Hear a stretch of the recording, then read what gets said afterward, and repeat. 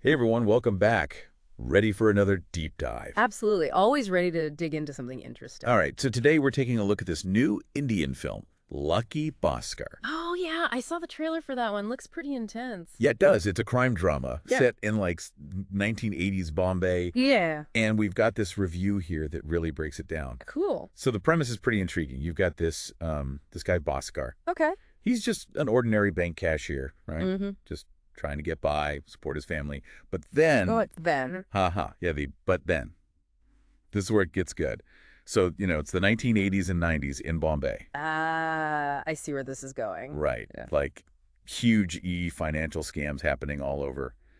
And especially the infamous 1992 securities fraud. Oh, yeah. I read about that. Wild stuff. Seriously. So the film uses that whole chaotic backdrop and then throws Bhaskar right into the middle of it. Sounds like a recipe for disaster. Or Yeah. maybe, a lucky break for Bhaskar. Well, that's the question, isn't it? Uh-huh. But before we get into all that, let's rewind a bit. Who is this Lucky Bhaskar?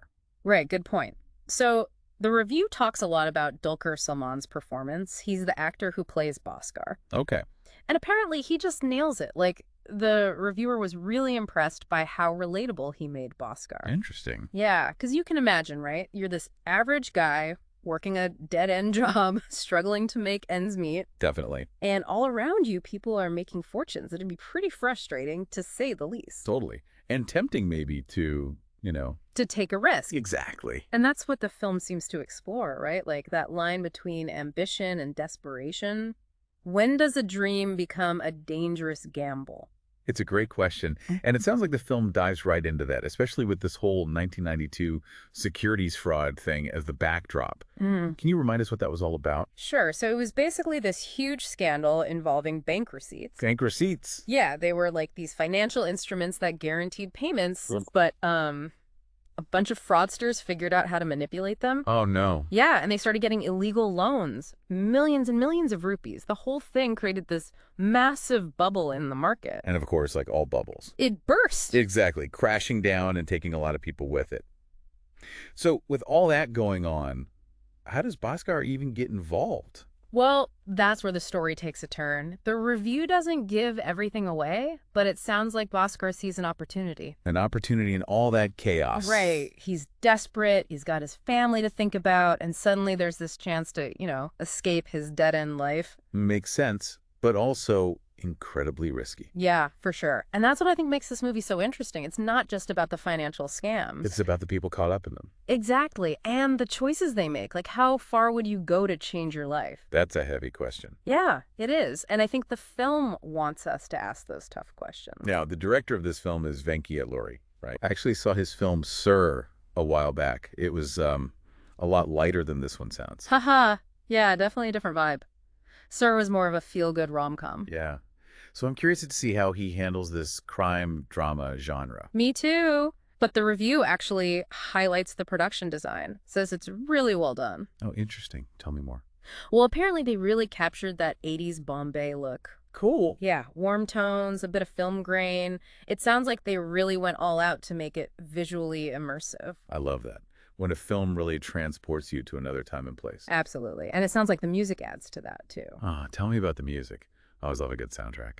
So the review says the songs themselves aren't anything super memorable, Okay. but the background score by G.V. Prakash Kumar is apparently really good.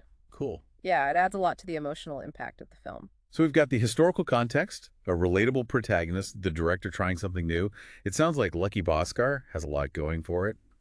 But the review did mention a few issues, right? Yeah, there were a couple of things. The pacing in the second half gets a bit uneven, and there's some humor that feels a little out of place. Oh, that's too bad. Yeah, it's not a deal breaker or anything. Right. But the reviewer did say it kind of disrupts the flow of the story. Well, even the best films have their flaws, right? With that? So, with all that said, what's the overall takeaway here?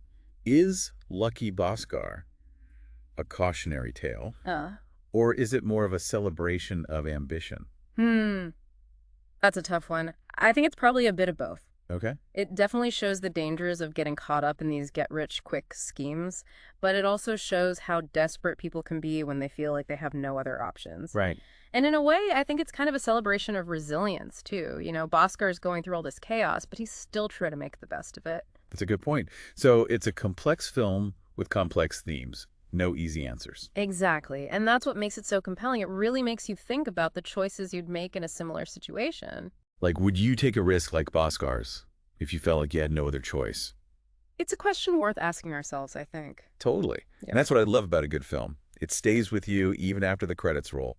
So yeah, Lucky Bhaskar definitely sounds like a film worth checking out. I agree. A blend of history, human ambition, and some tough moral dilemmas. And hopefully it'll spark some good conversations too. Absolutely. All right, well, on that note, we'll wrap up our deep dive for today. Thanks for joining us. And until next time, keep exploring, keep questioning, and keep those conversations going. See you next time. Bye, everyone. Bye.